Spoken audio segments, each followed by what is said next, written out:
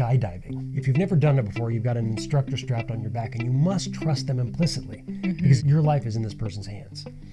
And so you just really have to be able to trust. And because you trust them so implicitly, you can take the risk of jumping out of an airplane. And that's pretty exciting. And it also happens financially. You know, I was like, I want to take a risk on investing in this company. Yeah. And what if I lose our entire life savings? That's pretty major. And that could be like a breach of trust.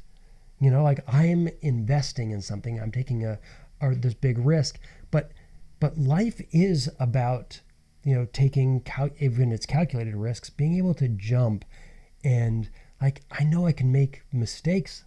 I can, you know, whatever it is, I feel so free to make mistakes. And I feel like because of that, I'm actually also free to bring the biggest rewards into our lives as your partner. Interesting. As I'm thinking about that, I was just thinking that when do I not only feel loved, but I feel like best? And I would say mostly actually I feel best when I say something to myself and I do it. So for me, it's best comes from like an inward thing, like not only having other people trust me, but just trusting myself. So if I keep my word to myself, those are the moments when I feel really best. Right. Because my issue is not trusting the skydiver person when I'm like, I trust them because I'm like, I know what they've been doing this for a long time. So they have experience, I can trust them. But when it comes to me, when I don't trust myself, I don't feel best. Right. So there's a self-trust. Now I want to just kind of bring that back in some ways to say, you know, if you're having doubt in your self-trust, does that actually mean that being trusted helps you in that to feel your best? Because if you're having self-doubt, then how do you get out of that self-doubt? And how do other people help you with that? I think friends and family members can help, but ultimately it comes down to me. You know, it's like, yeah, like people can give you words of affirmation, people can tell you different things, but at the end of the day, it's back to me. You know, so even when we go back to the question of like, when do you feel loved?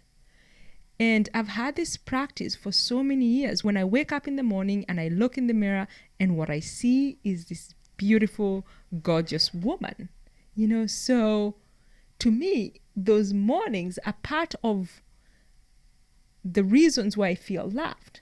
But the love is not coming from you. It's not coming from anyone else. The love first comes from me. Like, I don't even know how it started, but I would just look in the mirror in the morning when I haven't brushed my teeth, I haven't washed my face, and I look at myself and I'm like, wow, you are beautiful. Yeah, you're right on that one. And so it doesn't actually matter what other people say, whether I am beautiful or not. It's like, I know inside of myself that I'm beautiful, but I've been affirming that to myself for a very long time. I love that you do that. I think it's just, I want to accentuate that because I think for a lot of people, that's really hard. Men and women alike, there's so much pressure to look a certain way, to be a certain way. There's so much that can be criticized or critiqued about ourselves or about others. You know, we definitely get plenty of practice criticizing others, or, you know, we either criticize others really well, so therefore we become really good at doing it to ourselves, or we're really good at doing it to ourselves so that we're really well practiced when we see somebody else whose nose isn't perfect, whose eyebrows aren't perfect, whose body's not perfect, whose attitude's not perfect, whose bank account's not perfect, whose car's not perfect, whose house is not perfect, et cetera, et cetera, et cetera. Yeah. You know, I could always be better. You know, I'm not good enough. And I think I could be better and I'm not good enough are two different things. But I just want to bring that up because even when I hear that, like I also wonder, are there people listening to be like, oh, like she's so full of herself. I don't care what you think. I know, but that's great. But I want to just, I'm bringing attention to that because like it's so easy for us to do that, to be like, you know, to somehow now turn that around. And I just think it's really important because what you do when you look in the mirror in the morning, you're not doing this, and I've seen you. You don't look in the mirror and like, I'm beautiful, I'm beautiful, I'm beautiful, as though you're trying to convince yourself of a lie that you don't really believe. But you actually look at yourself and you say that. And if I can just praise you again on this, which is that I never considered myself particularly good looking. But you consider me good looking. Yeah.